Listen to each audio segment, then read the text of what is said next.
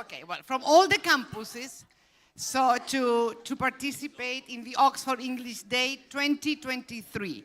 Well, as you may know, this year, the professional development had a special theme or topic, we can say, that was classroom management. Yeah, and what is classroom management? Well, we know, we are teachers. We know that everything that we do in the classroom impacts the learning of our students. We can do many things with classroom management, and we had a lot of academic events like OTA, we call it a winter, I don't remember, winter workshop. Yeah, well, thank you. Workshop. And we had a winter workshop with Sarina in Valparaíso, in Concepción, and in Santiago on the topic. Who participated on those assessment for learning? No, but that is the OTA online. That was classroom management, I think. That was the topic.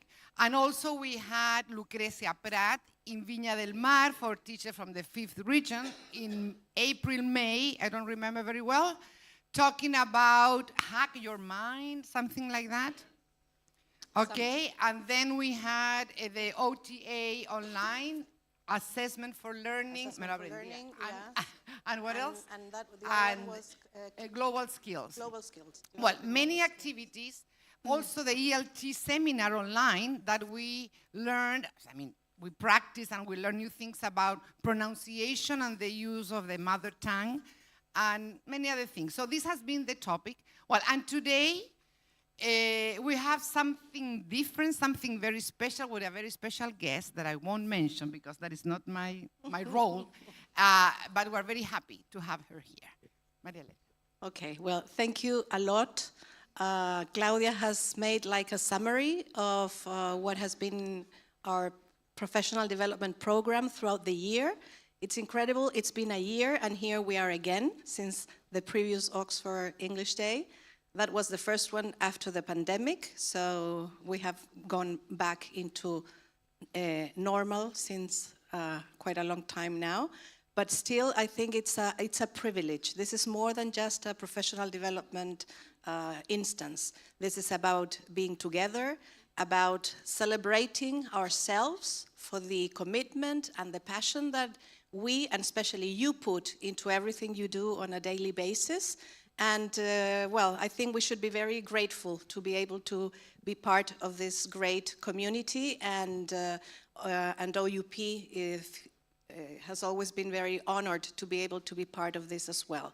So this is like a bit of the coronation of the year, of the pathway that we've gone through, and we hope that apart from learning from our keynote speaker today, we have fun and we enjoy ourselves. So thank you very much, and wishing you a very happy Christmas, a bit in advance, but of course to everyone. So thank you. Thank you very much. And I forgot to say, just to finish, I forgot to say thank you to OUP for your support. This has been a long marriage, like 12 years. A long and happy marriage. Yeah. Luckily. And your support, because everything we do, we organize it together, hand in hand with Marielena, with her staff, and with the teachers, and with everybody. So they also make possible these activities. Thank you. Working together and as a team always give great results. That's the best, I would say, recipe. Okay, well, thank you very much. Enjoy. Thank you, Claudia and Marielena. Before we continue with this event, we are going to watch a safety video in case there is an emergency.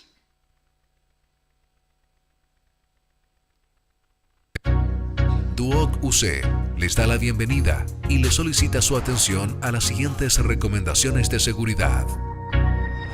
Identifique las señales de evacuación y seguridad más cercanas. En caso de una emergencia, mantenga siempre la calma.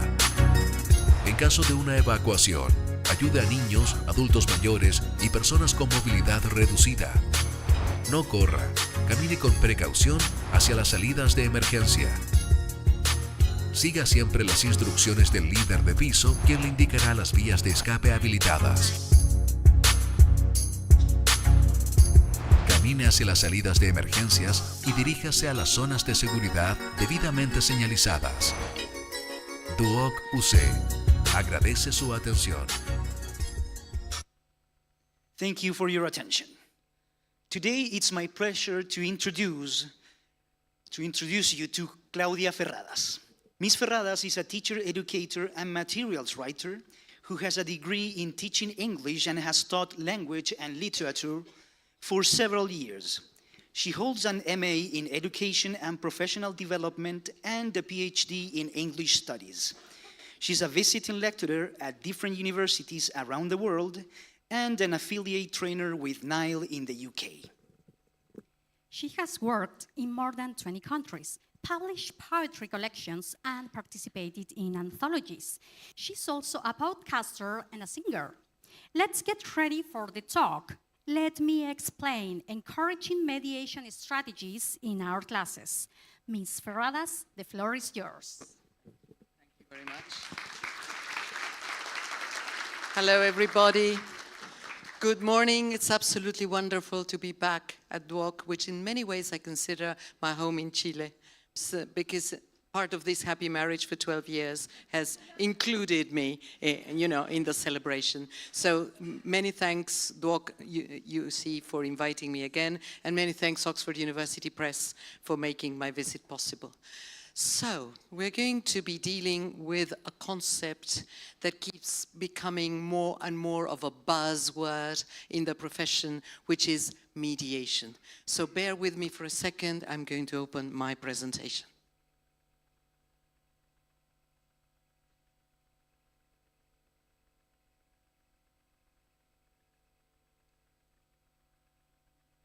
There we are. Let me explain. How often do you say that in any language when you are misunderstood? Maybe I see your faces and you may be saying 10 minutes ago, I was trying to make myself clear.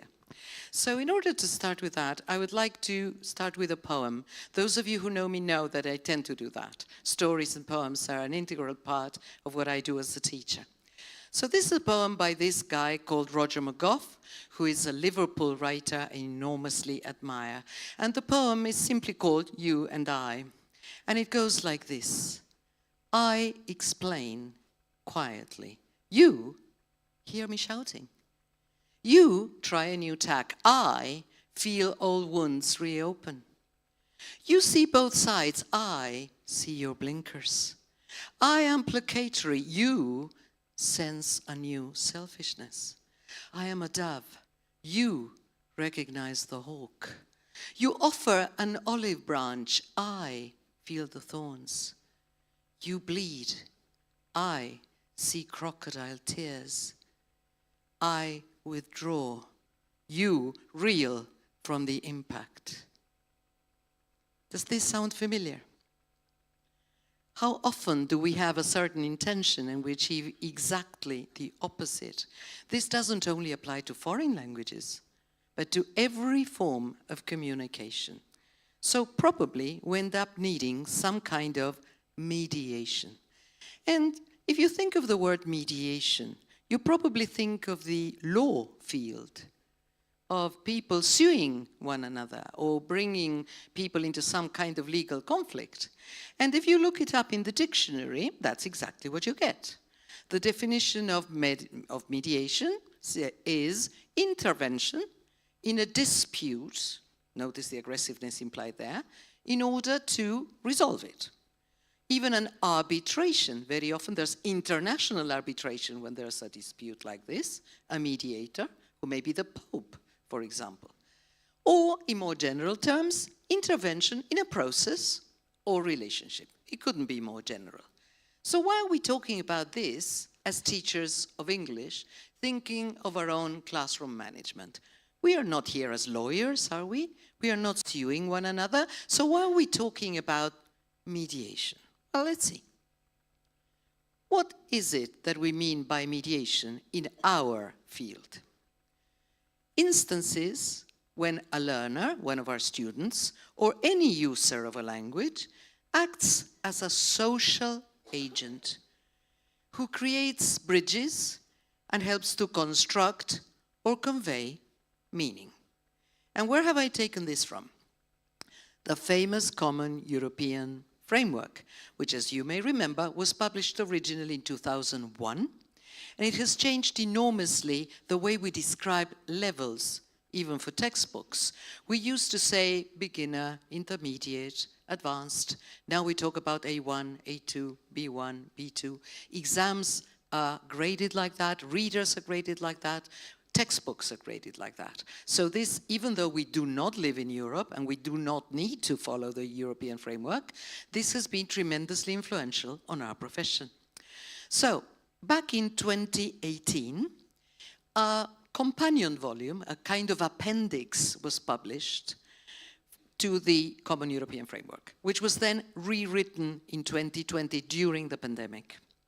And it was translated into Spanish only in 2021, so that the teaching of Spanish to foreigners has only been affected by this quite recently. And the key change in that companion volume is the notion of mediation.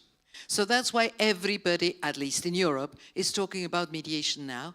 And I'm just back from Tenerife on the Canary Islands, where everybody was saying, you're not going to be talking about mediation, are you? Because they are really worried. Everybody is saying, have you assessed your students on mediation? And so everybody's turning the notion of mediation into sort of punishment. Well, I would like to avoid that from my first word. No way. This is supposed to achieve exactly the opposite, which is understanding of the other, empathy. So, for you to know, Oxford has produced a teacher development module from which I've taken this quotation. If you check the QR, it only takes you to something you have already done, which is the form to join the Teachers Club. So don't worry, it's there. You can access all the focus papers there. And then I'll show you where you can find it in something I prepared for you. But let's see what the opening paragraph of that module is. It says this: have you mediated today? Most probably the answer is yes, but you may not have noticed. Mediation is something we do frequently in our native language without even realizing. Let's say you need to speak to a parent about their child's unacceptable behavior in class. Quite typical situation. This is typically done in the mother tongue, of course. And in this situation, your aim is to help the parent understand what happened and why it is unacceptable. So in some way, you're acting as a mediator between the behavior of the child and the parents. You're trying to show a different point of view and get to a positive result for the child. So in many ways, you're behaving as a mediator. Okay. So I have prepared for you another form of mediation, a Padlet. So if you click on that QR or you copy the link, I'm going to leave it open for 10 days, and everything I mentioned today is linked to that Padlet. So if you say, oh, I would like to read more about this, or I would like to see what Claudia has mentioned, all you need to do is go into that Padlet. Once you've taken your photographs, let me show you just for a second what the Padlet looks like. Let's see if you're ready. You're into selfies now. Okay, so that's fine. Let me show you what the Padlet looks like. Okay. This is it. Okay.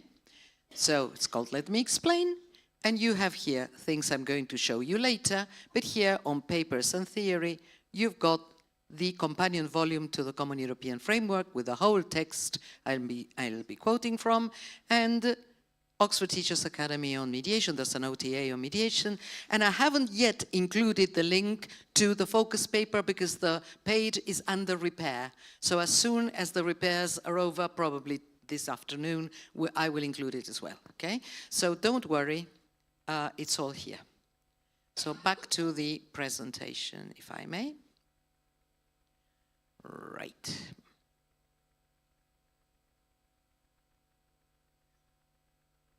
Okay, why did it do that? Okay, so this is the Padlet. I see phones going up again. Now you like it better. Now you've seen it. Okay, right. So ourselves as mediators. And the Common European Framework defines very different kinds of mediation. The first one, of course, is linguistic. If you translate a term, you are carrying out linguistic mediation. Interpreters and translators are mediators by definition, okay? They mediate between two languages. Cultural. When they tell me, no, in Chile we don't do things like that. We do it differently, be careful. Well, you're being a cultural mediator as well. Social. When your students behave in a way that you are shocked by or interested in, and you say, oh, really? Well, we live quite close and yet we do things quite differently. You're mediating socially as well. Colleagues, we've always been mediators pedagogically. When you sit down to plan your classes and to think about the classroom management you're going to deal with, are we going to do group work? Are you going to have pair work? All that is a pedagogic mediation. You're asking yourself, how am I going to intervene so that what I want to present at the end of the day has been learned? So we are also mediators by definition. And professional. Some of your students will become mechanics, engineers, tourist guides. Well, they will be mediating professionally between their customers and their own knowledge of the world. So I'm not really discovering anything new here. The thing is that suddenly there are 54 new descriptors in the Common European Framework, 54, to assess mediation at every level, including beginners. Because very often when I talk about this, they say, oh, that's fine, but that's when our students are pretty advanced, when they're quite fluent, and so they need to worry about cultural mediation and things like that. No, no, no. The Common European Framework says, even when we are testing the verb to be, there is some kind of mediation. And that's where the first time I read it, I said, really? How does this work? And I would like to share that with you this morning. Because, and I'm quoting a text by Oxford from 1993 that I've been quoting since then. It's by Claire Gramsch, the first person to put into words the link between culture and language teaching. She said, our essential job, colleagues, is not teaching the verb to be. Our essential role is to address the problem of wanting to express one worldview through the language normally used to express another society's worldviews. It's not enough to know the language. We see the world differently from one culture to another, even from one social group to another. So that is the challenge I'm trying to address this morning. The challenge of mediating between views of the world, which very often are incompatible, and which, as we know in our countries here in Latin America, has led to political division, for example. The fact that if you see things differently, you're my enemy. And that is something that the Common European Framework highlights. We haven't been terribly successful in using English as a lingua franca, as the language of communication, because as we know, we are not communicating very efficiently in the world, are we? At least there's more and more violence. So we need to become mediators and express another society's worldviews and accept it. So, a little bit of history, just minimal. Remember, and we still talk, don't we, about the 4 macro skills. What are they?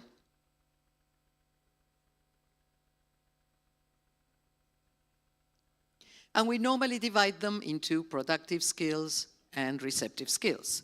We know for sure that those skills are a simplification of the way things work, that very often those skills are intermingled, that they are integrated, they should be at least.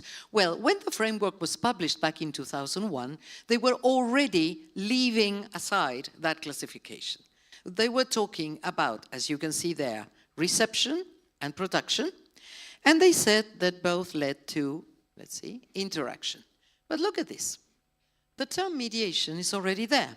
And this is even the draft, 1998, before the publication of the Common European Framework. So what's new about something written in 1998? The thing is, they didn't include it. They just mentioned it in passing on page 1. Now they say, evidently, this has become crucial. So mediation combines reception and production and also activities of interaction, like a role play or a minimum exchange in lesson 1. So, I promise you I'll finish with the theory very soon. The focus on mediation on the companion volume. I'm giving you 2 of the 54 descriptors to have an idea of what they assess in exams on the basis of the framework. make communication possible between persons who are unable, for whatever reason, to communicate with each other directly. Think of ourselves in 2020, locked down all over the world. We couldn't communicate with each other for a reason that was totally new and beyond our control. And yet, suddenly we were communicating more than ever with people at the other end of the world through screens. And those of us who were used to that were saying, at last, now everybody's using it. And those who didn't hated it because we were diving at the deep end all of a sudden. Today, we almost take this for granted. Now, I can wave to the people at the other end because we are streaming this. It's become easier, but with new mediation challenges. We need to have the technology to mediate technically, and we also need to have skills, as we know, to communicate with the other one who has turned off the camera and we don't know if he or she is there. Haven't we learned a lot about that? So that's a new kind of mediation that the framework does not include, because they wrote it in 2018, before we were all doing it. So the framework is already outdated. We need to add to that. How do we mediate on screen, on Zoom, for example? Act as an intermediary between interlocutors who are unable to understand each other directly, normally, but not exclusively, speakers of different languages. So, our role has always been this. Now there are new challenges, but it's still the same role. And the framework subdivides this kind of mediation into three. The first one is mediating a text. So it's not just two people who don't understand one another and me in the middle. No, it's me and the text. I can be alone reading a book and saying, I don't understand. And you read again and again, and you pick up the dictionary online between two covers. The dictionary becomes a mediation. But you know how to mediate. You know what to look up. So this is also a mediation skill that is also tested by the framework. Involves passing on to another person the content of a text to which we do not have access. Taking notes during a lecture. When was the last time you did that? I haven't seen you taking notes, and I'm not telling you off. You are. There's one who does. Most of you have been doing, and then you know I'm giving you a Padlet. In some way I'm mediating as well. That's one form of lecture management, if you like, instead of classroom management, but there you are. I've decided to use that tool. That's a mediation decision. But psychologists are telling us these days, and it's still being researched, that there seems to be a connection, as Lucrecia will insist, between the brain and our hand taking down notes. So it's not the same to learn from a slide. It's not the same to learn from a picture. When we take down notes, we may not go back to our notes, but it's here. Have you ever gone back to the pictures you've taken in lectures? I hardly ever do. Probably it's generational. I'm still used to taking down notes. I need to take down notes.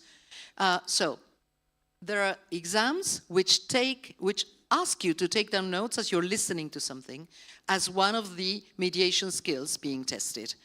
That's the reason, okay? So, imagine there are 54 examples. I've given you only 2, and this is an example. Reactions to texts. I am a literature teacher, so I love it when I take a text like a poem, like the one I opened with, and I see the response. That's a way of mediating. I try to mediate the concept by giving you an example through a poem. That's another mediation decision. So mediating a text. The second one is mediating concepts, something we teachers do all the time. Particularly content area teachers, maths teachers, history teachers, who say, well, I've got to teach the position of the planets.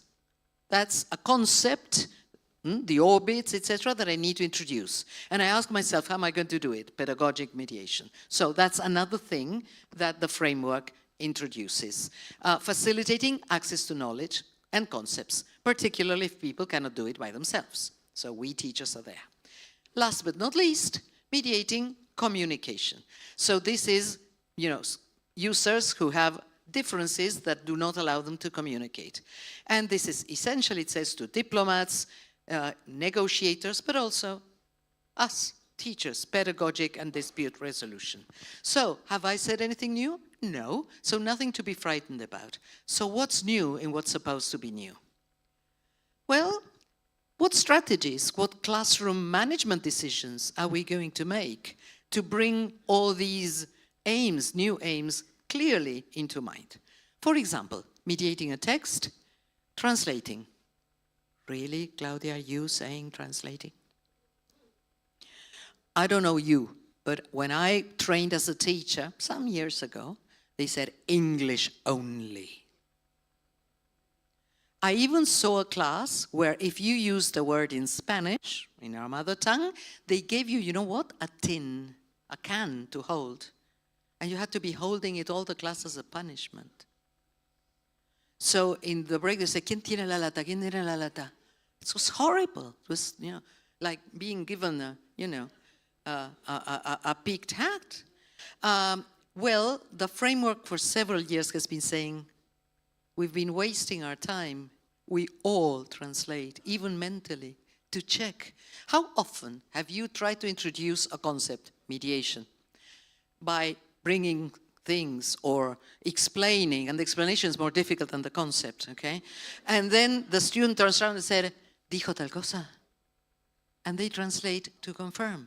So if we do that naturally, check yourselves. I mean, if I asked you to talk to one another now, you would resort to Spanish. Maybe Spanish and English. That's what they call very cleverly now, translanguaging. We used to call it code switching. No, translanguaging. Because translanguaging means that we are not just switching between one code and another, English and Spanish in our course, in our classes, but blending the two because we understand the two. So we use them quite interchangeably when we need them. How often are you speaking Spanish and can't find the word in Spanish because it comes in English? And vice versa. And if you're plurilingual, with all the languages you speak. I was brought up in a house where 7 languages were spoken. The result is I don't speak any of them because I don't really know what they were speaking. They were translanguaging all the time. And that, believe it or not, is one of the aims of the Common European Framework. Because Europe is plurilingual as a continent, and they say, well, how about being able to understand ourselves in more than 1 or 2 languages? If we start including the languages of our original peoples, very often we will have to at least get some of the concepts that we cannot translate. So if we are lost in translation, this is something to bear in mind. And believe it or not, new textbooks by Oxford are including activities where students are asked to translate a story they've heard to someone in the family who doesn't speak English as a way of translanguaging. So be on the alert, you'll find them soon. Interpreting, of course, at a conference. Summarizing. Don't we ask our students to summarize texts as a very important skill? Yeah, especially at levels higher than A1, A2, B1, okay. Explain data or graphics in speech. You know, when we see a cake diagram or a column diagram and we have to turn it into speech, it's not easy, or vice versa. How do you use a cake diagram to report data? Taking down notes again. Mediating concepts, collaborating with others. So this has got to do with classroom management. Fostering respectful agreement, bridging cultural gaps. And finally, managing communication. When you say, how can you explain this in other words? Rephrase, paraphrase. Simplify, clarify. The information is too complex. We need to break it down into bullet points, for example. All these are very important communication skills. Well, today we call them mediating communication. We used to call it explaining or clarifying. Okay, so nothing really new.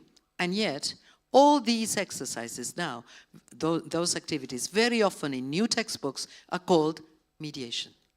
So you will find listening, reading, writing, mediation. And you say, but haven't I been mediating in all the others? Yes, but what they are asking you and me, colleagues, is to focus on mediation in that activity. To say, all right, let me see if my students are mediating properly, empathically. Let me give you examples. this is your text, American English file. This is the new edition, 3rd edition, and this is very, very early in the process of language learning. It's the starter edition and Unit 1, so it couldn't be earlier in the process. And you've got this very simple conversation, quite realistic, in a cafe like, can I say Starbucks for the streaming? Okay, for example. A cappuccino, please. What's your name? Helen. Ellen? No, Helen. Helen, okay. Have you been in that situation where you are telling them your name and they write anything? And there are memes and all sorts of jokes about that going around. But it's a great realistic situation where you need to mediate because you're clarifying. And clarifying means spelling, which is the next topic in the unit. As we know, if you've taught Unit 1, we know where we're going. In Unit 2, we will be learning the alphabet and spelling out. Okay, realistic situation. I wonder what we used as a situation before Starbucks, but anyway. So, there we are. And then you've got the barista. Are you Diana? No, I'm not. I'm Helen. Sorry, Helen, your cappuccino. Thanks. Okay. And then the colleague turns up for the meeting. Hello, you Helen? Yes, I am. And you're Tom? Yes, nice to meet you. Nice to meet you. Just a minute. Hi, a tea, please. What's your name? Tom. Dom, a tea. This could be us, couldn't it? Because we don't say Tom, we say Dom. And so there you are, she gets Dom. No, I'm Tom, not Dom. Any examples of mediation here? He's mediating in terms of communication by clarifying, not Dom, but Tom. Now, if I was focusing on mediation, as I'm supposed to do now, I would not only be teaching what I need to teach and practicing this and repeating and giving other names and doing the mini role play. I would say, what about the attitude of the speaker, Tom, when he corrects the barista? Is he saying, I'm not Dom, I'm Tom? Or is he saying, not Dom, Tom? Is he mediating or is he breaking down communication? Is he putting her off or saying, I know you're foreign, I know probably I wasn't clear, let me clarify. Mediation is more a question of attitude than of skill. And that's what the framework is asking us to pay attention to, colleagues. When we say now, in this mini activity, now that they can more or less handle what I've taught them, I'm going to focus on manner, on attitude, on whether they are being aggressive or whether they are being empathic. And as we all know, we, Spanish speakers, Latin Americans, tend to sound aggressive to many British people. Not to Americans, not so much. But, you know, because we gesticulate, because we are louder. And so that is also part of what we need to learn. Not to copy, but to be aware. And you may say, Claudia, that was already, you know, in intercultural awareness back in 2001. Yes, but evidently it's not working too well, or we wouldn't quarrel so often. So, have you got opportunities for mediation early in the process? Yes, Unit 1. You will be doing what you've always done in terms of classroom management, but at one point, you know that in your assessment for learning, you are focusing on attitude. You're focusing on intonation. It's not enough to know the words. So, Unit 1. And look at this. I'm supplementing the unit. I went to Google and said, please find me examples of mistakes in Starbucks names. And I got this. Your students, first day, second day in your classroom, will probably not understand what we are talking about. But what a lovely example to teach the importance of differentiating between E and I. You're not a wheel if you're will. So this is something you can add very easily by bringing in a picture to this unit. Or not when you're doing Unit 1. When you're doing Unit 4 and revisit Unit 1, how about recycling with something totally authentic and saying, all right, any anecdotes, any other names you could pick up? Here, for example. What do you think is the name of the guy? Rick. But the poor barista understood brick. There are even essays online, I have found out as I was trying to mediate for you, essays on why Starbucks names have become so difficult to spell. Is it because the baristas are under pressure? Is it because they are all foreigners? What is it? Well, if you're teaching models like maybe, perhaps, this might be a good thing to do. All right. So I hope this is a clear example of all that theory, brought down into class. Now, starter, Unit 3B, Episode 2. You've got images. You've got currency from different parts of the world. Where's yours? It's impossible to include every possible currency. That's for us to do. And that is a kind of cultural mediation, if you like. So we've got to match the prices and the words. We know that this is pretty difficult.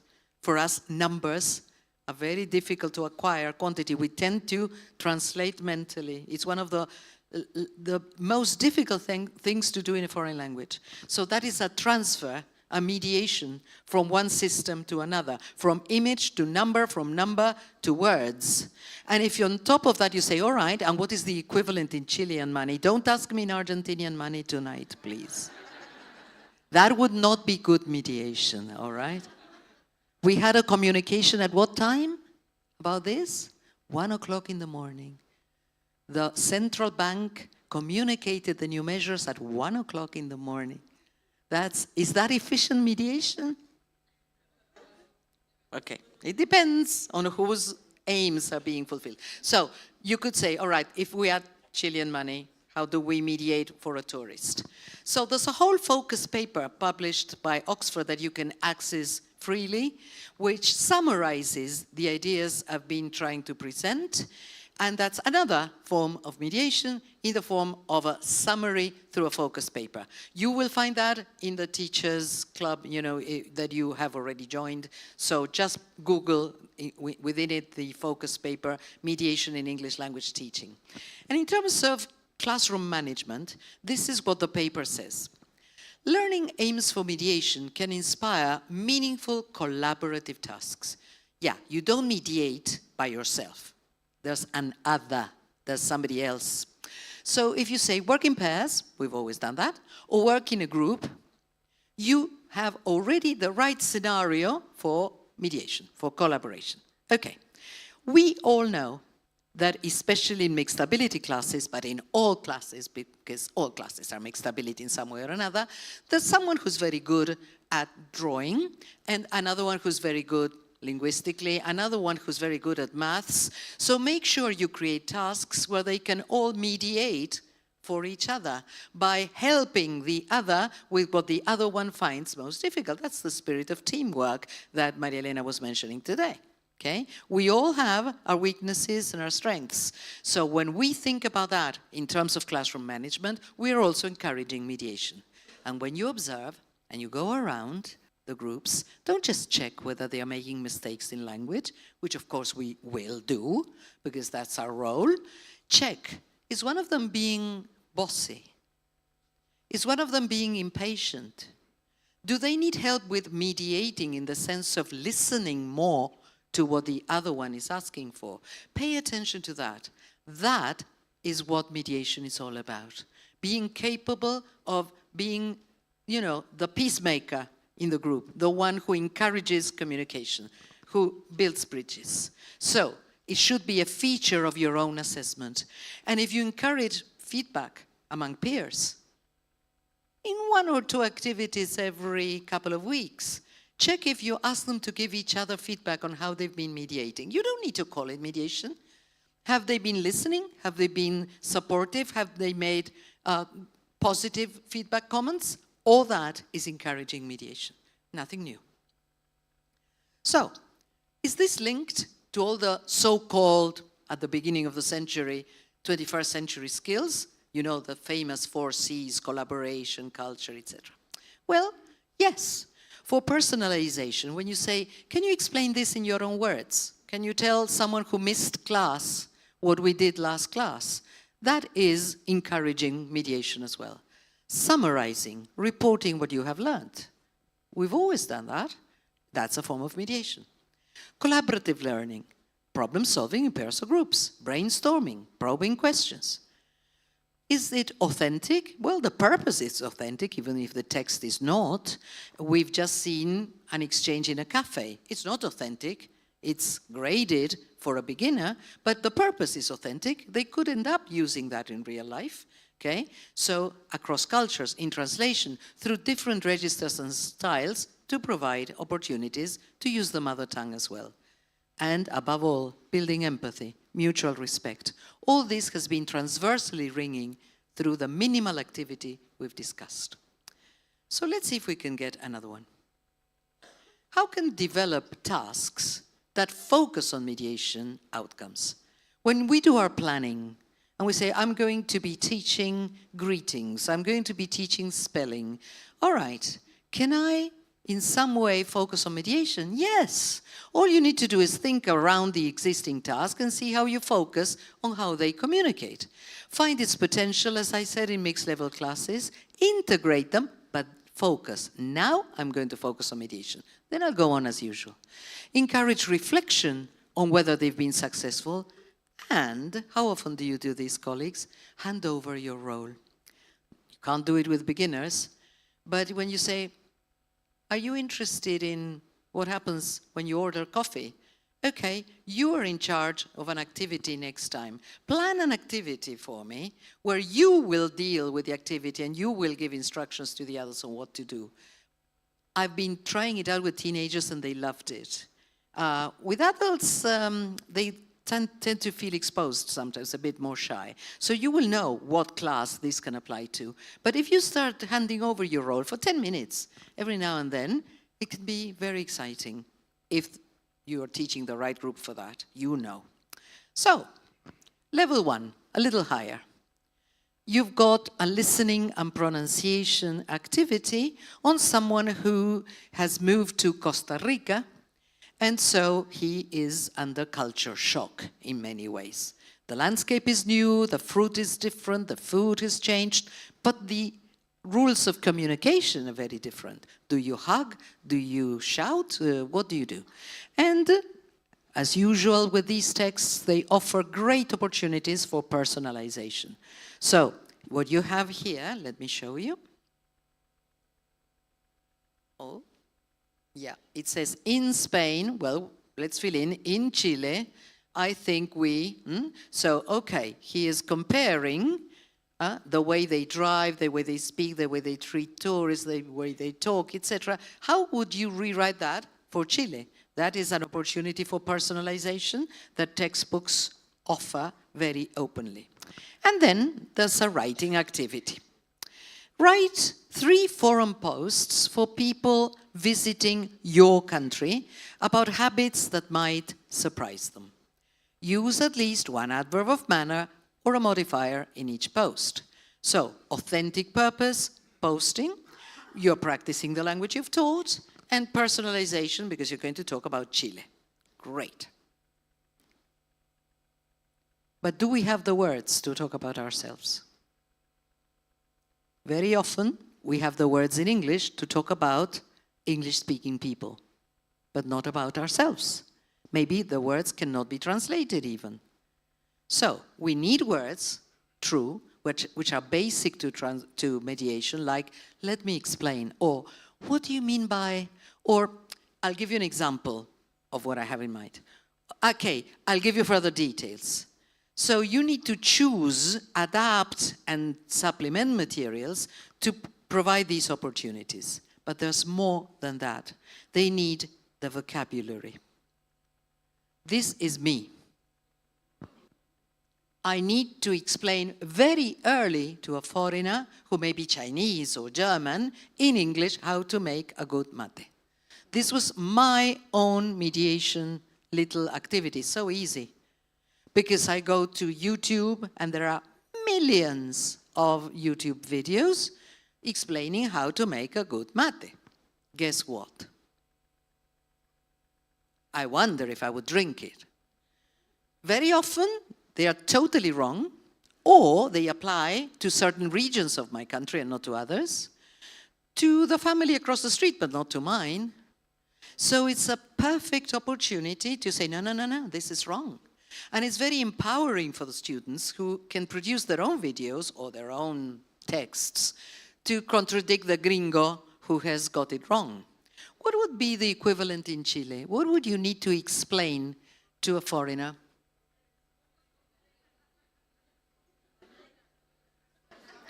I need explanation, and I'm next door, okay? Have you done that in English quite often in your classrooms? If you haven't, get started. I always tell the anecdote of my first time explaining in English how to make mate. I was in England my first day as a master's student years ago, and most of the people in the course were Latin American.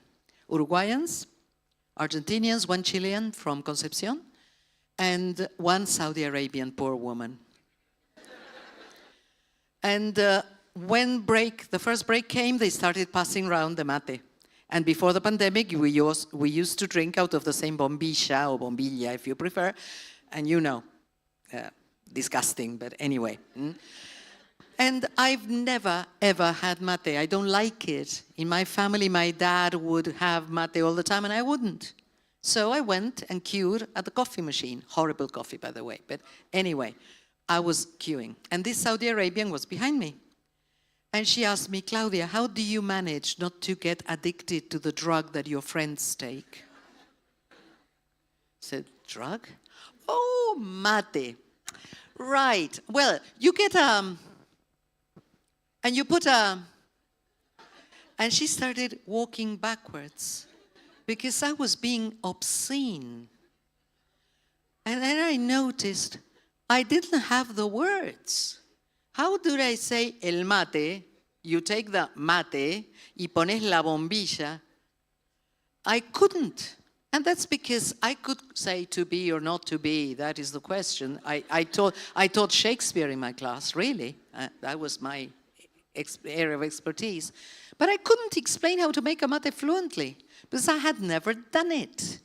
And now our students have many more opportunities of getting in contact with people in English, online even if it's not in person. And if they're going to be tourist guides, well.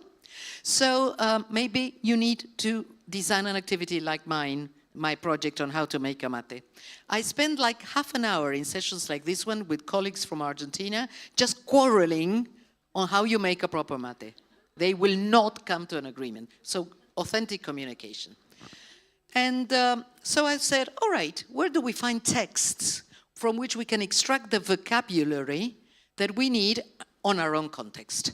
Obviously, if I go to tourist places like TripAdvisor or something like that, I find a lot of material that I'm sure you use, especially with those students who are going to be tourist guides. So I just picked up this paragraph arbitrarily, and it's about the Torres del Paine. So one of my items on the bucket list.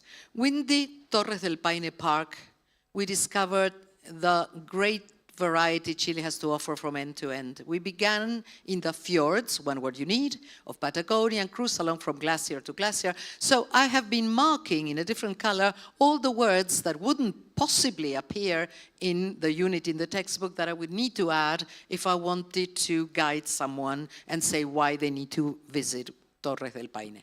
I thought that whirlwind tour was quite interesting because, of course, that has to do with the wind, but there's a metaphor there that you would never find the collocation for. And explore the wonders of the desert, etc. Very specific vocabulary that we need to add, to supplement, to talk about ourselves. And then, colleagues, I went a little further. What if I say, summarize this paragraph in 5 bullet points, and my students say, I'm not going to waste my time, I'm going to ask ChatGPT to do it for me. Has that been happening?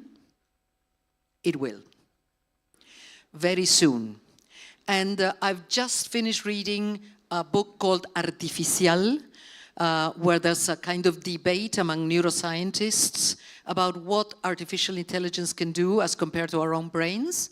And the news is, colleagues, that when it comes to summarizing, AI will be much more efficient than our own brains, for reasons that I cannot begin to tell you because they're all algorithmic explanations that I cannot get, but they show that it's a waste of time to be summarizing when AI can do it, just as it's a waste of time not to use a calculator. Would you dream of not using a calculator? But would you dream of not teaching multiplication and division so that the operations are understood? There's a difference between using the tool and knowing what the tool does. We still need to learn how to summarize. We are not going to waste our time summarizing a whole book if AI can do it for us, but we need to check whether it's accurate. And we need to evaluate the quality of what AI can do for us, and situations will differ. So maybe that's the new mediation in our jobs, that the framework cannot even begin to explain because it was 2018. It hadn't been born. So do I have answers? No, but I will share with you some of the questions. I asked ChatGPT to do this for me.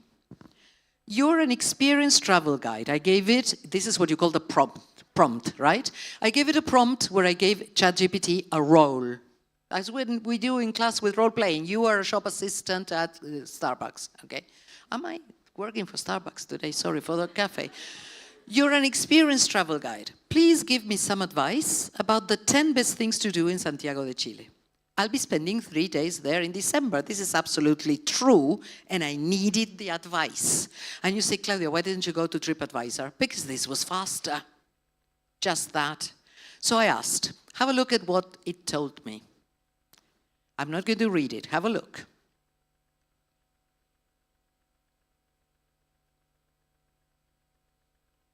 Even the bold tab is okay. Is it okay? Good advice so far? Do you agree? There's more. I asked for 10, okay? So just read the titles, okay? Shall I pass on to the next one?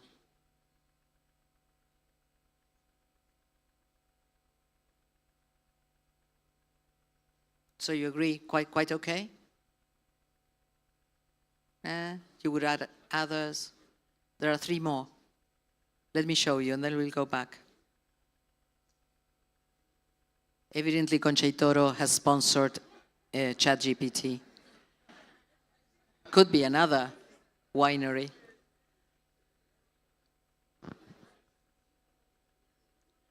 Now, did you notice I said I'm going to spend 3 days there in December?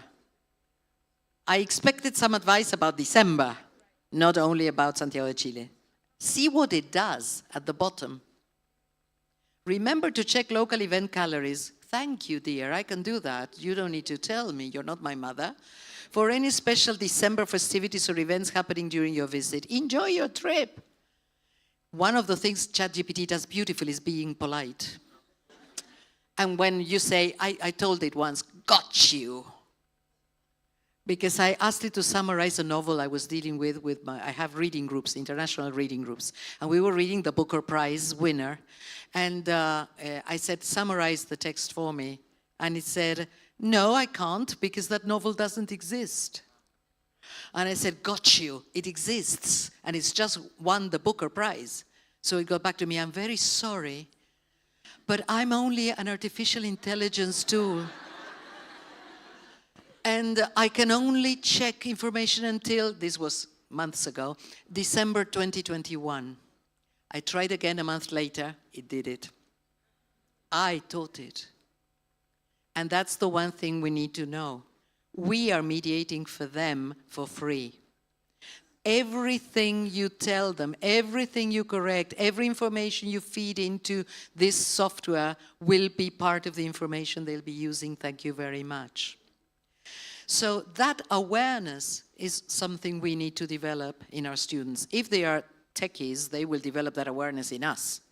But I thought it was fascinating to find the last thing. So what I would do next is ask students, give it a prompt to force it to give you advice specifically on December. Is it the same? What clothes shall I wear? So you need to ask it more. Now, we know, teachers, that one of the most difficult things for our learners at starter level to learn, and intermediate as well, is question making, question formation in English. But we insist on getting them to answer. We make the questions. So this is a perfect excuse to make questions. ChatGPT needs questions. And how you make the question, how you word the prompt, will change completely the way it will answer. How about in a group comparing 3 or 4 different prompts, 3 or 4 different ways of making questions, and compare the results? And for that, you need evaluation. So what you're doing is applying what Bloom in his taxonomy called higher order thinking skills. I mean, summarizing is a low order thinking skill. Good, very useful, but not that complex. But when we evaluate, that's a different story. We need to apply a number of brain operations. So, does the advice given by ChatGPT cover all the points required in the task? The answer is no. It didn't give me any advice on being here in December. How does the information compare with your own version?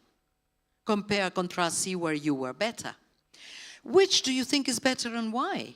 So coming to that sort of evaluation is not only assessment for learning, in your case, as a teacher, what you observe, but it's learning for life for all of them. And then if you have time and interest, you may extend this into questions as mediation strategies. Is your prompt accurate? What tips does ChatGPT provide, given a more general prompt, a less general prompt? Play around with that. It's fascinating. Is it time-consuming? Yes, but less time-consuming than summarizing 1,000 pages, which it does in about 5 seconds. So now, I started again. You're an expert travel agent. Remember, that was my role. I'll be spending 3 days in December in Santiago de Chile with a friend, this is not true, who has walking difficulties. What places would you advise me to visit? I'm narrowing down the task. Look at the answers.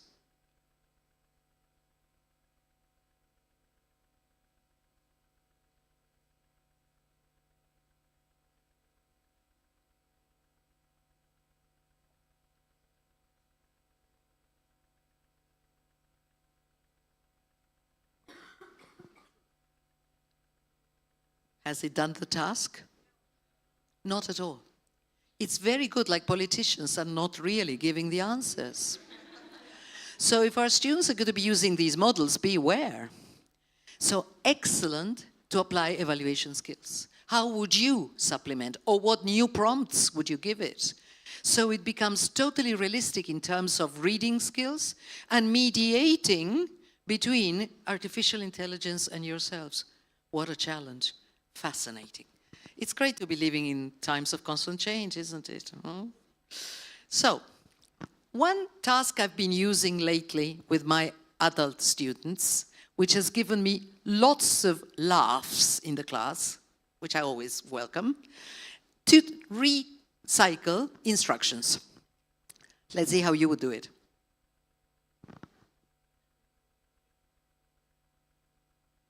Can you tell me how to use that? Do you know what it is? So you've been around more than 20 years. Okay. Have you tried checking on YouTube teenagers using a dial phone? Do. It's incredible. They give them challenges. Teach me how to use this phone in 3 minutes. They don't know what to do with the dial. Of course, why would they? If you give them a punch phone, that's a different story. But the dial, listening for the tone, what's that? You don't listen for the tone, do you? And so on and so forth. So, you know why I've done it? Because I've seen them getting very impatient with elders in the family. You know, when they say, how do you do this? Pero abuelo. Oh, pero papá. And I say to them, do you remember when they taught you how to put your socks on? So maybe you want to be patient this time. And these are mediation skills, very important mediation skills across social groups, across age groups. Because my generation, for instance, was brought up with dial phones. And so that leaves us out in many respects. But I can teach you how to put on your socks. So just using this, and you say, Claudia, it's totally useless. Why would they want to know words such as dial, etc.? Well, to talk about the past in the first place. And secondly, to have a fun activity where they are challenged to explain instructions that are really meaningful. Because if you explain what I already know, what's the point? Where's the communicative authentic purpose, the authentic communicative purpose for this? Whereas here, there is an authentic communicative purpose. I haven't got a clue. One of the great Argentinian writers, Julio Cortázar, has a book called Historias de Cronopios y de Famas, and you have no idea what cronopios are. And he has a text there that I always loved, Instrucciones para subir una escalera. Try giving instructions on how to go up the steps. Try to give instructions on how to ride a bicycle. Things that we do quite physically and naturally without thinking. So you're still recycling all the instructions, vocabulary, and structures, but it's fun. And I also gave them this. I don't know you, but I loved having one of those and carrying it around the class and going, chick, one sentence at a time on the cassette. And they have no clue what the red button is for. They say all sorts of things. So I say, well, interview your mother and father and see what you can come up with next time. And it's fun. Now, ta-tang, you've got this in unit 11 of level 1. So how about linking this unit, where you get all you need to say about your smartphone, with past technologies, life before GPS, GPT, and all the rest. One day without the phone, how would you survive? Yeah, exactly. I would panic too. I once paid for a taxi to go back home and pick it up. I can't believe I did that. All right. Now about this one.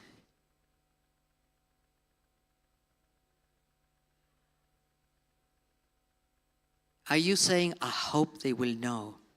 I hope they will still be reading. This they will be reading, but I don't know if they will be reading on paper. Probably not. Now, why do you think I've written that date and not 2200 or any other date? Any clue? That is the date of the beginning of a story by the great science fiction writer, Russian, exiled in the United States, Isaac Asimov, called The Fun They Had. Does it ring a bell? Have you read it? Well, it's in the Padlet. So if you want to read it, it's 2 pages. You've got the PDF in the tablet, in the Padlet, and I'm not infringing any copyright laws. It's perfectly okay. In that story, 2 children, or 1 adolescent and a child, find something. One of them finds something in the attic. A book. In the year 2155. And he runs to his friend's house and says, Margie, I found this in the attic. What is it? A book. Oh, about what? About school. School. Why would somebody write about school? School is so boring. And the other one says, don't be a fool. It's not school as we go to school. There was a building. And children met there. Really? And the girl can't believe it because she's using a screen. And she's got a digital teacher. He wrote this in 1954. It was science fiction. Do you know how I came across this story again? I had used it and I had totally forgotten about it 30 years before.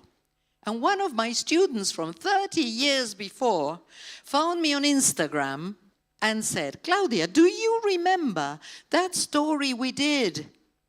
Would I?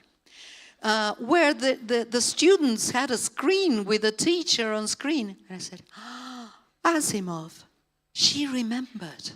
She remembered the story. And she said, because I'm a teacher now, and my students are across the screen, and I need to discuss this story with them. So thanks to dear Karina, I went back to the story, and I've been using it since then. in a very different way from the way I used it 30 years ago, because now they know what we're talking about.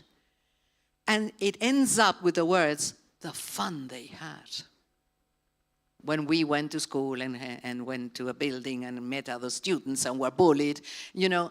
And so there's so much to be said. Did they really, do we have more fun than the ones who can regulate the teacher perfectly? This is great because the inspector comes to regulate the history teacher because he's not getting the right level for the girl. And the girl is feeling very frustrated, and the inspector says, it's not your fault, dear girl, you're doing very well. It's the teacher that was, you know, not right, not tuned properly. So I invite you to have a look at the story. It takes 15 minutes to read, and you'll find a wealth of opportunities to mediate between past and present, between present and future. And if you really like this sort of thing, even for your own challenge, even if you don't take it into the classroom, I invite you to read this poem by Craig Raine, British writer, 1979, called A Martian Sends a Postcard Home. It's a fabulous exercise in point of view. How would a Martian, standing there, describe what's happening in this room? And this is what happens when you emigrate to a very different culture, or even when you're visiting.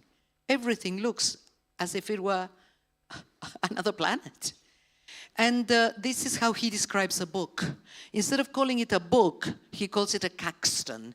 Caxton, you may remember, was the man who introduced Gutenberg's printing press into Britain. So in the past, they didn't call books books, they called them Caxtons. Because of the trademark, let's say, because he brought them. So the Martian says, Caxtons are mechanical birds with many wings. Look, doesn't it look like a bird with many wings? And some are treasured, put on bookshelves for their markings. Isn't it true? It's the print that matters. They cause the eyes to melt or the body to shriek without pain. I have never seen one fly, but sometimes they perch on the hand. So a fabulous creative exercise in point of view, a mediation for a Martian. I've used this a lot to introduce the issue of not understanding what the other one sees or understands when we say something. Because we take it for granted that we see the world in the same way. No, we don't. And in this way, you're not offending any culture or any social group because these are Martians. But why do we call foreigners aliens then? Anyway, these are just the opening lines. You may want to read the whole poem. It's in the Padlet. Last but not least, because I'm aware of the fact that we are getting to the end of my session. Am I doing well for time? Okay. I wanted to introduce you, for your own curiosity, even if you decide not to bring it into class, though I would, this poet, Raymond Antrobus. Raymond is deaf. And as we know, poets, like musicians, need to hear the music of the language. As a young student, he was considered dumb. He was considered slow. He was given low marks. Nobody noticed that he was deaf, or partially deaf. When he got an implant, finally, he started hearing, and he's now, as you will see, a most articulate poet and teacher at university. But he had to go through all that sorrow. And he can then use sign language. I don't know how important it is in your schools to teach sign language. We are beginning to implement that in every primary school very slowly. The national anthem is sung in sign language very often in our schools, so as to integrate the deaf. And on top of that, he was the child of Jamaican immigrants. So he was discriminated against racially, ethnically, and because of his disability. He's written a lot of poems in a book called The Perseverance, on how he persevered to learn to speak properly, to learn to listen with his new implants. And he has produced a webpage I want to share with you. It's also in the Padlet, but I'm going to show you. And in that webpage, he has introduced a video gallery because what he does is what we call video poetry or film poetry. So he has produced this very short, very simple poem about a piece of news in the newspaper. This is a real story. A deaf driver in the United States was told by the motorway patrol to stop at the side of the road, and when he got out of the car, he tried to signal, and the policeman thought he was trying to produce a gun. As a result, he shot him dead by mistake. So he wrote a poem, a video poem, about that event. I've dealt with the text of the news, which is on the internet, to relate it to what we had been learning from the textbook. And also, I dealt with the poem. You will find in the Padlet a version where he just recites it, and then with the video poem, but not before I asked my students, how would you illustrate this poem on a video? And some of them actually made videos because they find it so easy. And that creative exercise was a visual way of mediating language. So this is the poem for you. Don't be afraid, you'll hear a shot at the beginning, okay?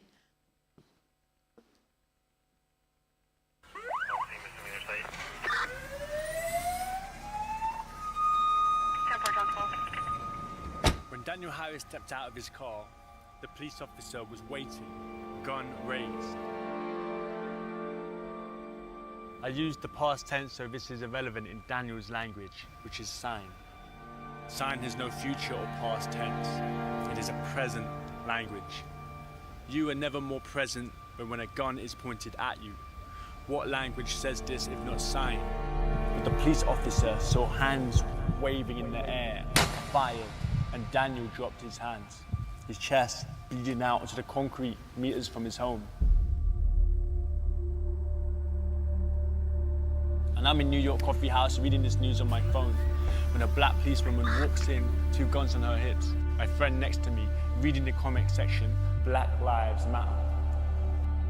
Now what could we sign or say out loud? And the last words I learned in American Sign Language was alive. Alive. Both thumbs pointing at your lower abdominal, index fingers pointing up, like 2 guns in the sky.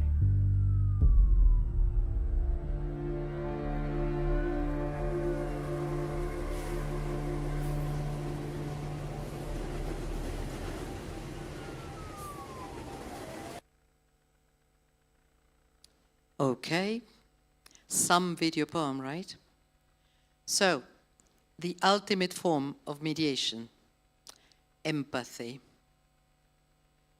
Okay, so this is Raymond Antrobus, and we could work on a number of other poets whose poetry hardly rhymes, is very easy, almost seems prose, and yet they focus on the news, they focus on issues that we might want to mediate on.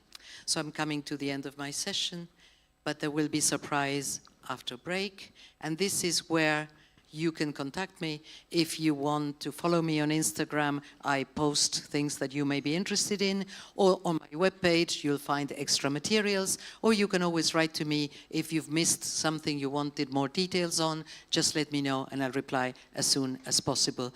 So thank you very much. I've tried to mediate as much as I could. Thank you.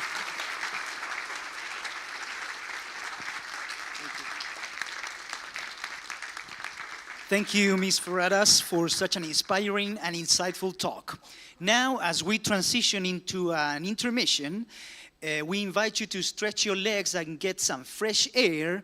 You'll have a 15-minute break. We expect you back at 11:45. The bathrooms, or the ladies' rooms and the men's room, are on the main aisle. The men's room is 3 doors to the right, and the ladies' room is past the elevators. I think it's the first door to the right. So, yeah, 11:45.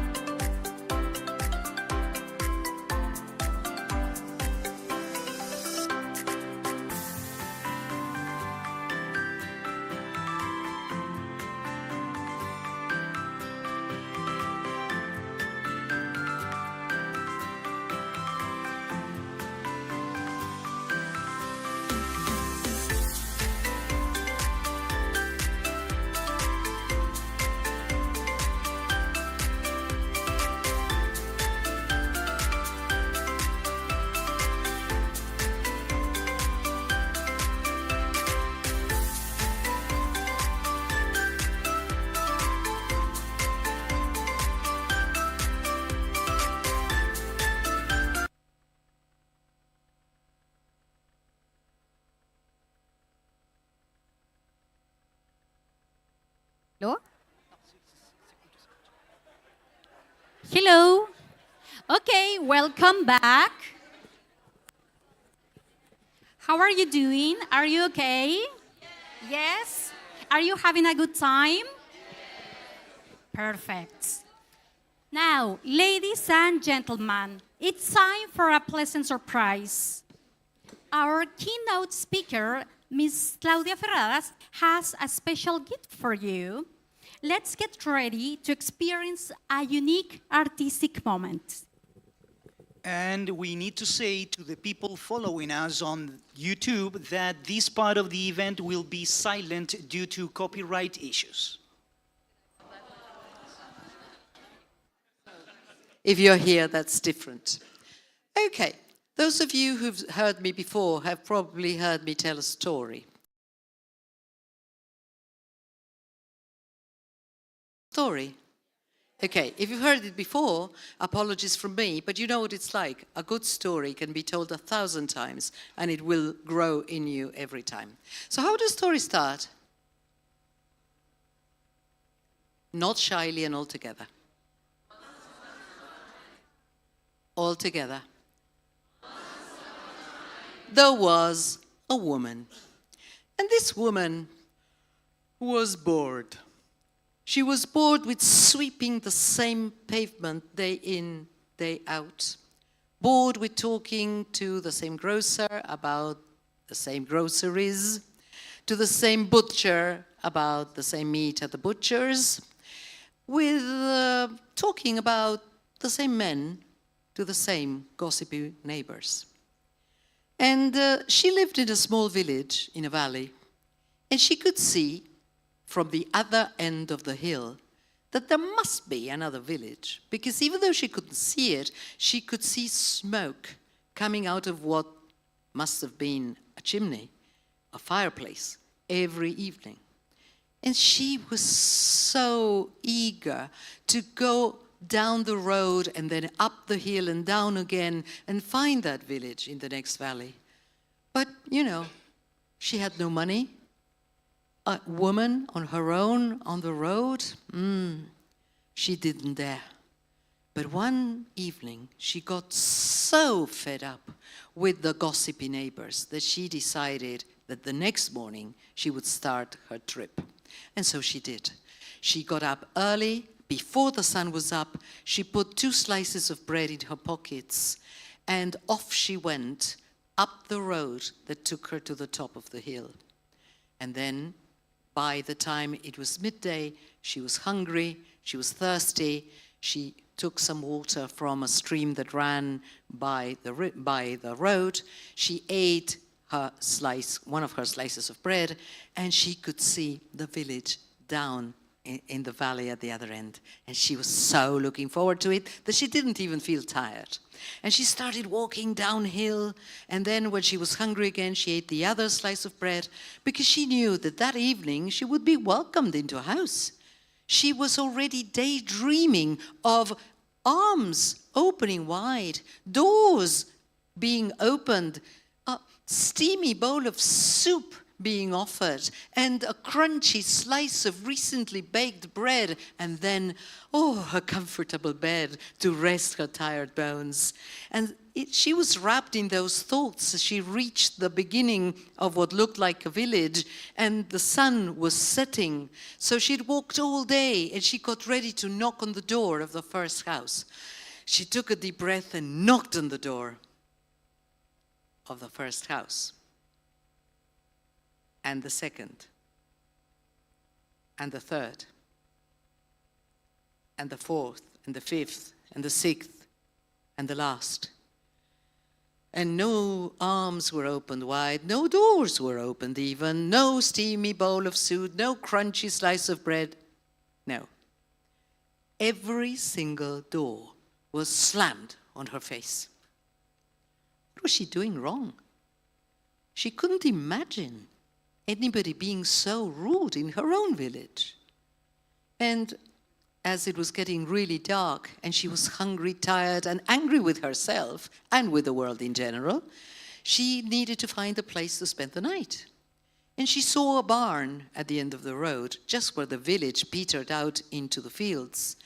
And she went in. If the cows could sleep there, so could she. So she went and found a comfortable place by a haystack and happened to look through the little window at the top of the barn, and she saw another human figure coming down the road she had just left. By her gait, it seemed to be a woman, a younger woman than herself. And she thought, great, she will be here in 10 minutes looking for a bed herself. I'll open the door of the barn for her. I will welcome her here, and I'll have a new friend. So she got ready to welcome the other visitor. And guess what? This other woman knocked on the first door that our woman had knocked on, and she disappeared from view. What? Had she been welcomed in? Well, apparently she had. Our woman, as you can imagine, was furious by now. What had she been doing wrong? Why is it that they had slammed doors on her face and this woman had been welcomed? Well, maybe she lived there. Maybe she was a member of the family. All right. And she was so tired and so hungry that she found it really to catch some sleep at the beginning, but then she did. And she slept soundly together with the cows and the hens there in the barn. And the next morning, as soon as the sun was up, she saw the light of the sun coming through the barn window. She stood up and she wondered, what shall I do? Shall I go back to my village and express my frustration to my gossipy neighbors? Or keep on walking down the road and see if there's another village more welcoming than this one? What would you do? Hands up if you would go back home. Oh, hands up if you would go on walking. Lots of adventurous people in this room. Well, anyway, you know what stories are like. What do you think our woman will do? She'll keep on walking, or else goodbye my story. So she went on walking, and yes, she could see another village in the distance, but remember, no money, no slices of bread in her pocket. All she could do was drink out of the stream by the road, and she was starving. But you know, you gain strength if you have a clear purpose. And by the evening, she had reached the next village, and she got ready to knock on the door of the first house. And by now, she was delirious, thinking of a steamy bowl of soup or crunchy slice of bread, never mind if it wasn't hot. And she was daydreaming of a bed to sleep on. And she got ready to knock on the door of the first house. This time, she was quite nervous, as you can imagine. And she took a deep breath, and she knocked on the first door. And the next one, and the next one, and the next one, and the next one, and the next one, and the last. And this time, all doors were slammed on her face, and there wasn't even a barn to spend the night. No, she had to sleep in a kind of ditch by the road, totally uncomfortable, starving, looking for berries to live on and some water, and absolutely furious just at the thought that the next morning she would have to walk back to her village, stopping at the previous village, get money for food somehow, and then express her frustration to the neighbors. So she couldn't sleep much, as you can imagine. She tossed and turned in the ditch, and the next morning, as soon as the sun was up, she decided to wait for the woman who had also knocked on the door of the very first house in the village, and guess what? She'd been welcomed in. So she said, I'm not leaving until I talk to her. So she stood up in the middle of the road and waited for the other woman, the younger woman, to leave the house she had had a meal and a comfortable sleep at. And, of course, this woman did come out of the house in due course, and our woman approached her. And she said, excuse me, I believe we're both travelers. The younger woman got a bit startled. No, don't worry, I'm not a stalker or anything. I just think we are both on the road. And I've noticed that you knocked on doors and you were welcomed in.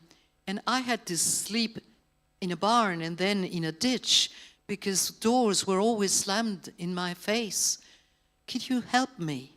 Can you tell me what I've been doing wrong? The younger woman smiled. She gleamed this brilliant smile. And she said, well, I don't know what you've been doing wrong. But tell you what, as you say, we're both travelers, so we could walk together. And as we have our conversation, maybe we'll find out how I can help you. Oh, our woman was delighted. At last, a listener, somebody she could talk to. And the younger woman noticed that the older woman was feeling weak, and she took bread from her pocket, and they sat by the river, and they drank out of the stream, and they ate bread together. And the younger woman said, tell you what, we haven't really introduced ourselves. Maybe it's time for me to do so.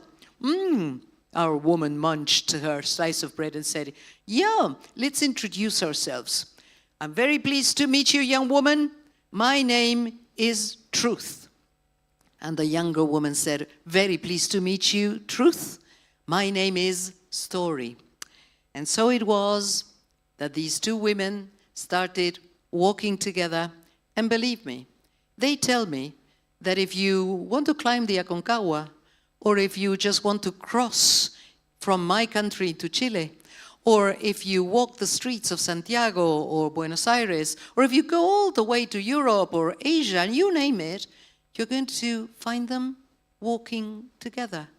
Because ever since that day, there's a little bit of truth in every story. Thank you.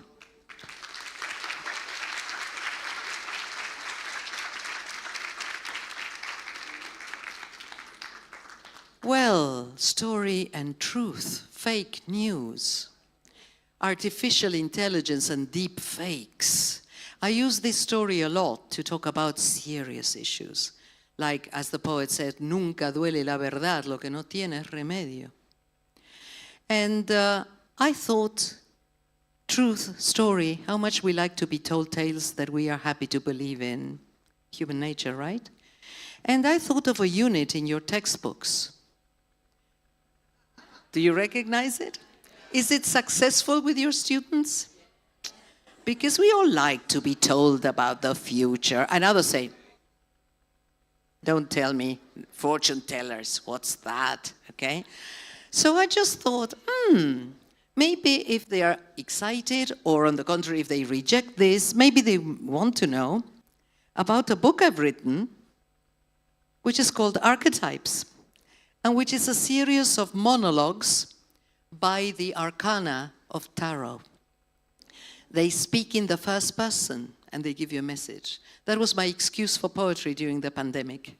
I was on my own for 6 months, and I decided to write every week about a different figure in the tarot cards. I studied a lot. I read Jungian psychology for that, because he believes that cards represent our collective unconscious. And so I thought, let me propose a game. Shall we play? There are 4 cards here, and I'm going to turn the cards for you. Concentrate and choose a number. Keep it to yourselves. Keep the number that resonates with you while I have a drink.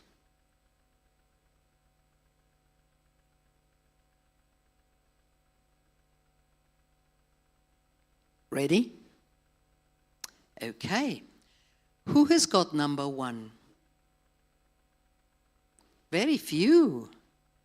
You know what your card is?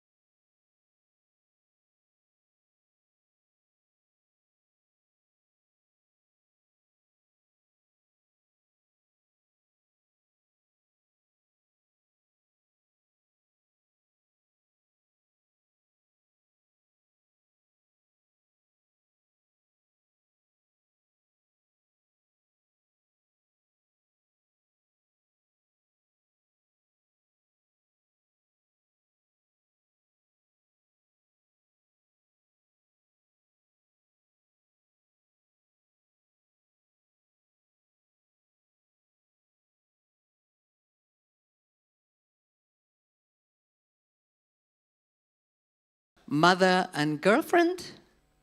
Older woman, younger lover? What is it? What's going on there? Ya sé, tengo que optar, tengo que hacerme cargo. Eso es crecer, me dicen. Eva eligió saber y perdió la inocencia. I long to be an adult, to be free. But is freedom a crossroads? There are two paths before me, the one signaled by duty, the one drawn by desire. Why do we have to abandon one love to enjoy another? The heart beats among a myriad of delicious layers. El corazón palpita entre múltiples capas de hojaldre delicioso. Me detengo ante Hegel, el puente rúnico de la disyuntiva.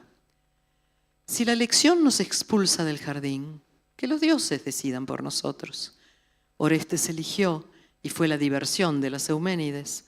No exijo explicaciones a Cupido. But mythical Hebrews tell the tale of a mazal that descends in the morning like drops from the sky and whispers to every leaf of grass, it's time to grow. Consummation, the challenge of 6, the perfect number, the 6 points of the hexagram. Sí, madurar seguramente es eso, ser responsable, abandonar el ego, perderse en el amor universal, pero para lograrlo hay que atreverse a cortar el cordón y resignarse a no llevar a Helena a esa nueva Troya donde espera un caballo de madera cargado de preguntas. So that's the message for those of you who chose number 1. Interpret that as you wish. Number 2. But before I go into number 2, are you discussing what the 2 women might think? Not just the lover who has spoken about not wanting to grow up. What do you think they might say? Well, I know what a song says about that. Can I sing a song to you?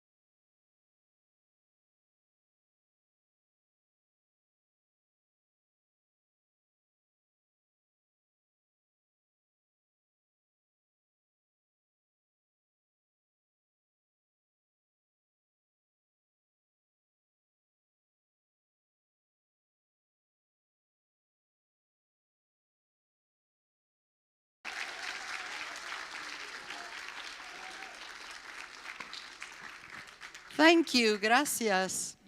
Hope you like that.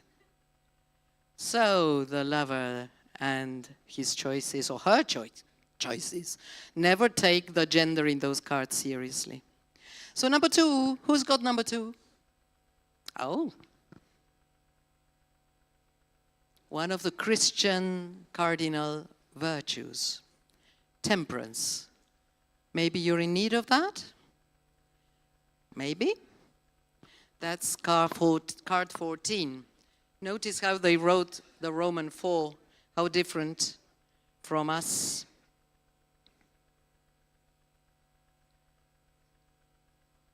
Don't be surprised to see me. I've cradled you through each nightmare. We've crossed each gorge together. I've rescued the treasures of your soul from every spiderweb of instinct. If you can recognize me, it's because you already see me inside you, in your restraint, in your peacefulness, in the fruitful land that has been fertilized by everything you've lost. I am your angel. I've come to help you so that you're not a slave to excess or to indulgence. I am Iris, the bridge of light between the earthly and the divine. I'm the custodian of the thresholds into the age of Aquarius. En el desasosiego, soy faro entre la tierra y las alturas, columna vertebral de la conciencia. So that's the message for you. Temperance. Number 3. Who's got number 3?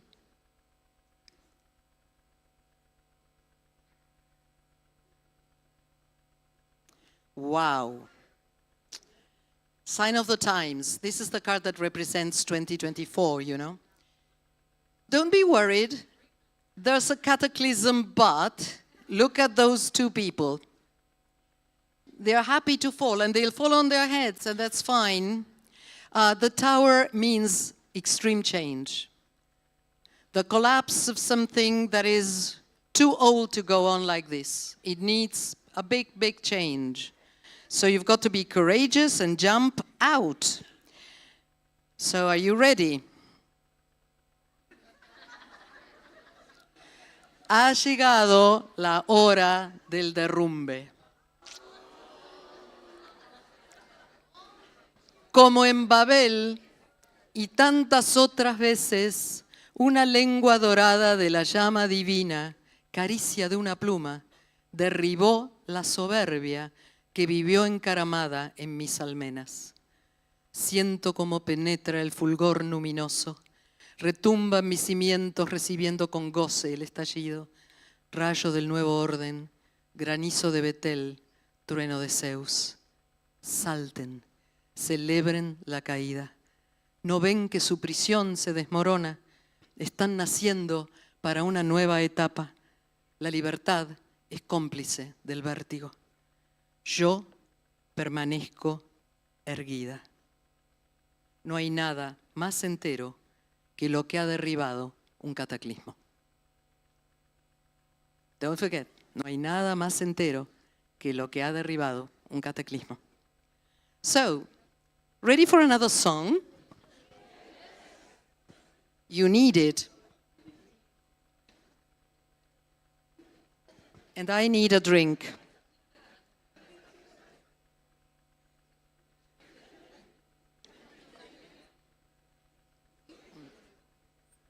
No, pero está okay. Let's see if I can get the other song. It's a poem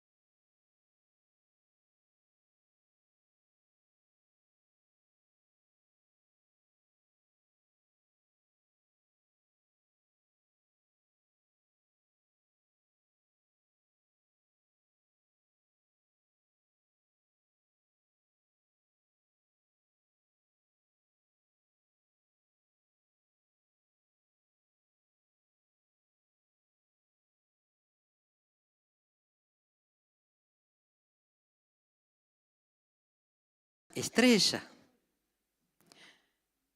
Otro día haremos el sol, la luna.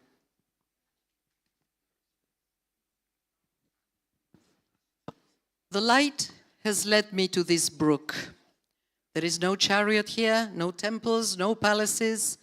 Without transport or shelter, in the nurturing bosom of nature, I perceive my completeness.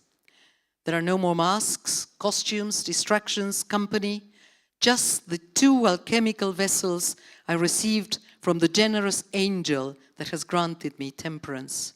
In this tranquility, I am a water nymph. I am a naiad. Water unto the water so the energy of the world can flow. Water into the earth so the primeval cycle is renewed. Agua a las aguas para que fluya la energía del mundo. Agua a la tierra para que se renueve el ciclo primigenio. Bajo el mandala de luz que me ha guiado, los cabellos de la Venus Urania acarician mis hombros. Las Pléyades despliegan octogramas de orden ineludible. Ungida con el halo del lucero, ya nada me hace falta. En las ramas perennes de los árboles, oigo al cuervo de Elías prometer abundancia. La soledad carcome, pero acepto la pausa y el reposo. El centro de mi vientre acuna el germen de la transposición. Caminante, no dudes, la estrella de tu alma te mostrará el destino. Despojado, vulnerable y desnudo, encontrarás la senda que trazó el sufrimiento. So that is your last card. And to say goodbye, I would like to read to you something I wrote for us colleagues in my first book of poetry some years ago, and it's addressed to teachers.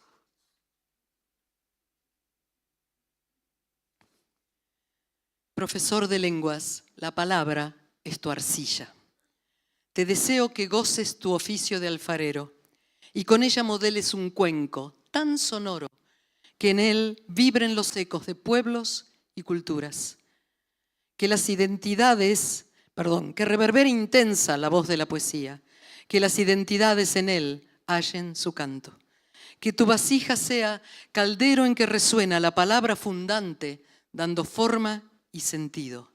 Esa que al pronunciarla nos prolonga en el otro, nos reinventa plurales y nos define libres. Muchas gracias por toda esta mañana. Thank you very much indeed. Thank you.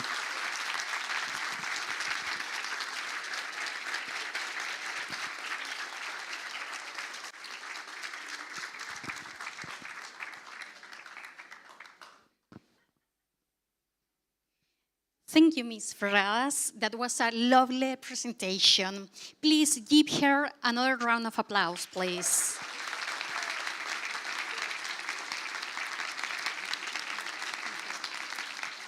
Thank you. And now it's time to celebrate our teachers who have had an outstanding performance in 2023. We are presenting this award to teachers from all campuses. These teachers have shown expertise, participation, commitment, teamwork, engagement, and interpersonal skills. We want to invite the awarded teachers to the stage along with their campus coordinator. The award will be given by Claudia Duimovic and the campus English coordinator. We invite to the stage, please, Victor Morales from campus Alameda.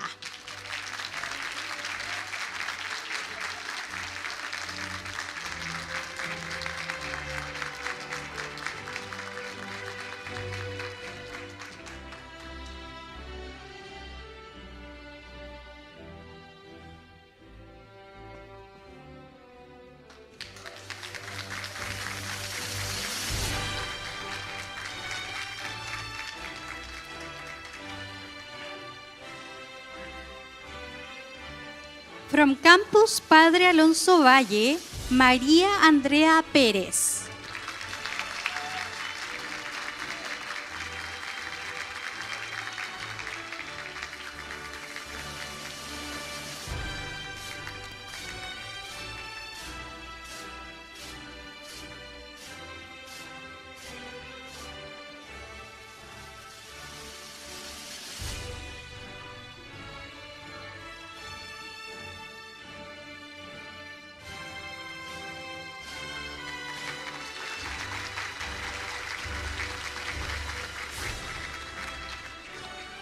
Juan Pablo Leighton from Campus Antonio Varas.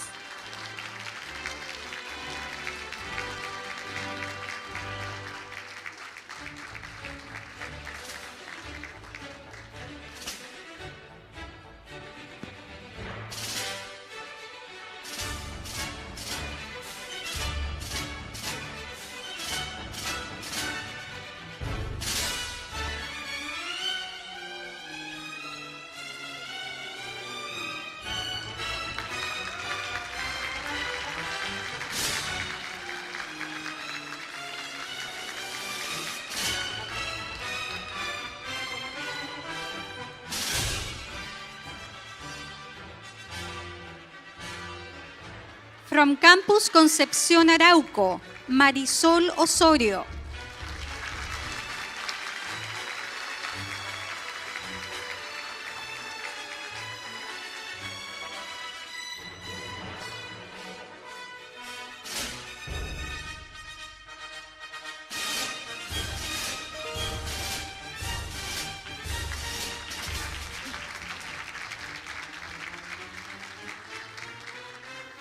Claudia Mora from Campus Maipú.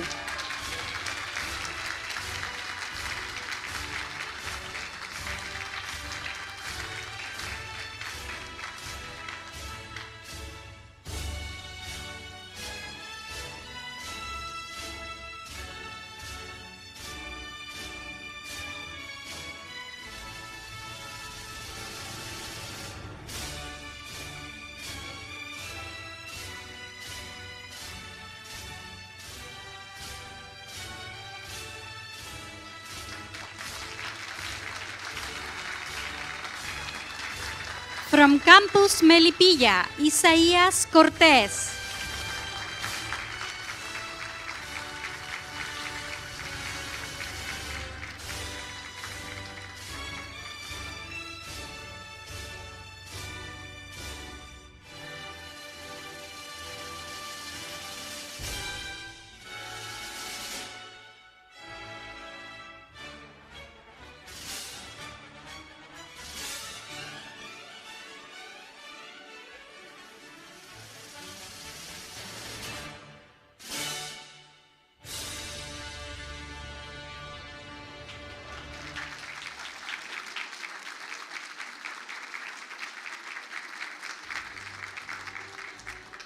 Constanza Mardones from Campus Plaza Norte.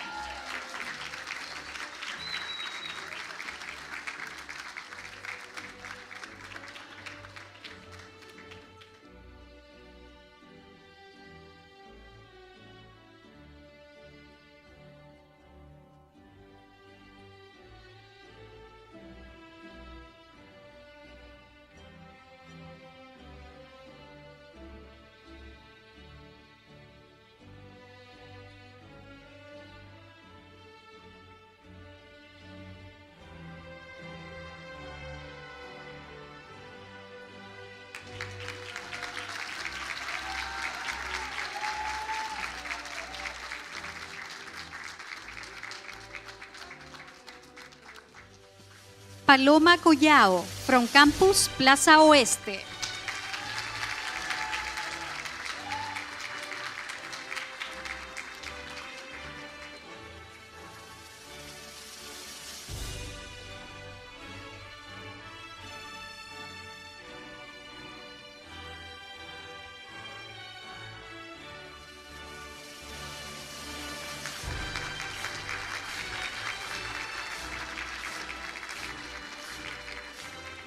Viviana Valenzuela from Campus Plaza Vespucio.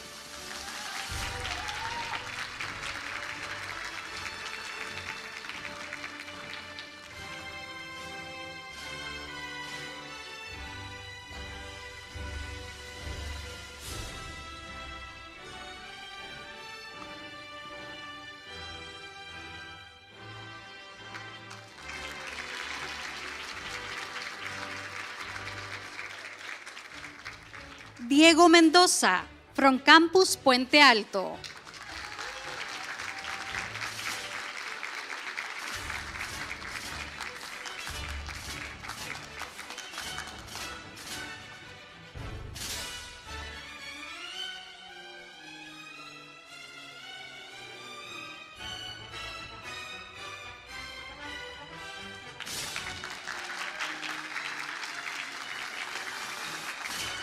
From Campus Puerto Montt, Villarrica, Claudia Rivera.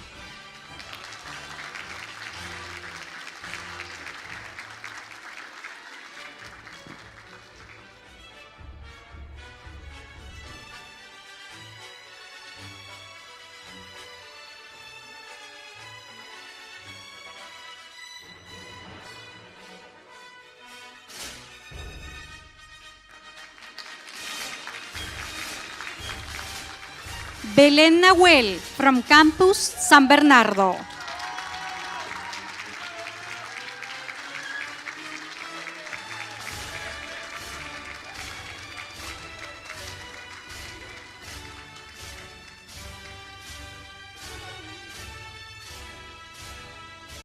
Daniela León, from Campus San Carlos de Apoquindo.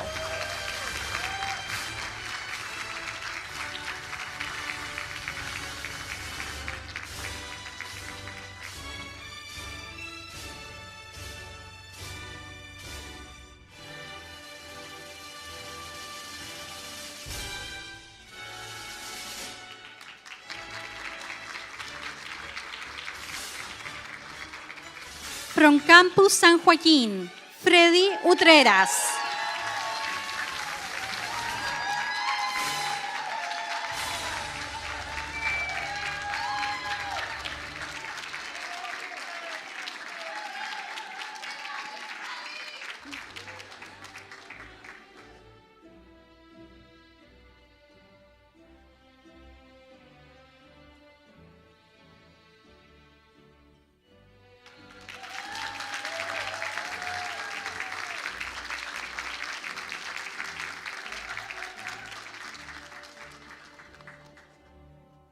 Romina Moraga, from Campus Valparaíso.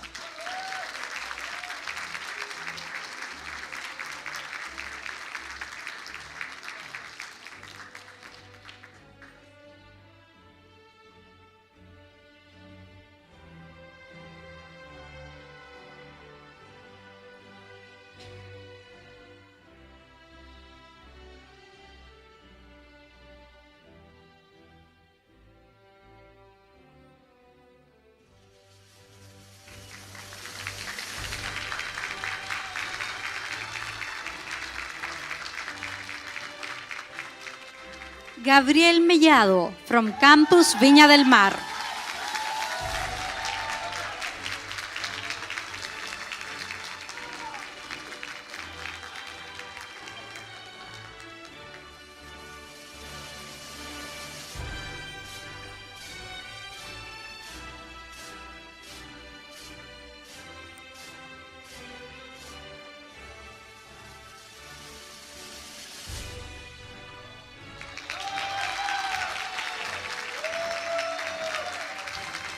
Our warmest congratulations to our teachers for a well-deserved award. Congratulations.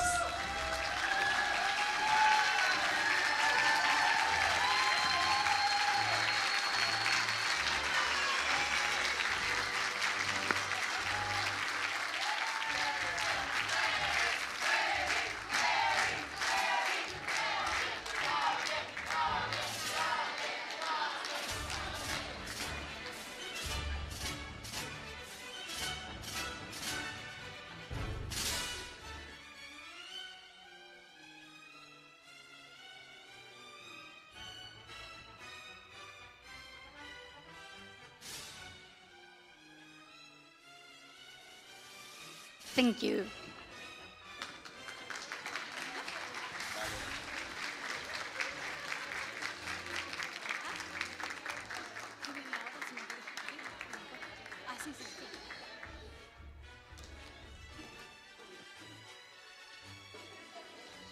We are about to finish this event, and you know that your opinion is very important to us.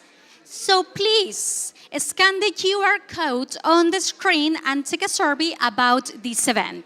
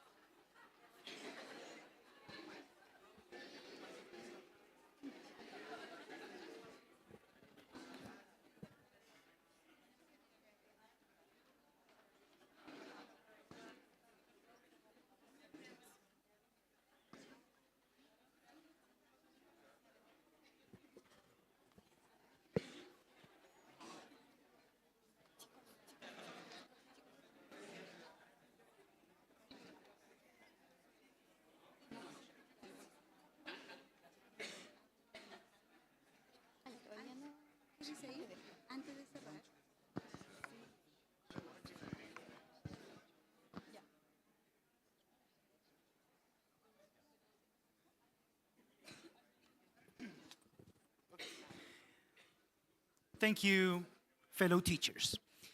And now we would like to invite Claudia Dujmovic to the stage.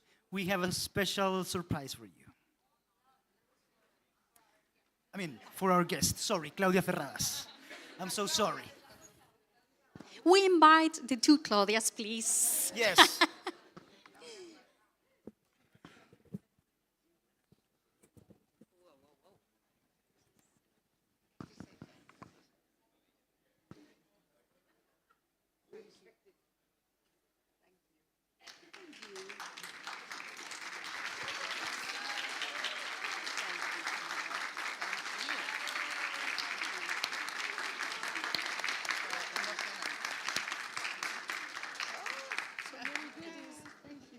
So to close this conference and fruitful morning, we want to especially thank the organizers of this event, Duoc, UC English Program, and Oxford University Press. Thank you for making this event possible. Now we will stop broadcasting for the ones who are seeing us on YouTube. Thank you for joining us. See you next year. And for the ones who are still here, you are welcome to enjoy a delicious cocktail outside the auditorium. See you in 2024. Ay, Dios mío.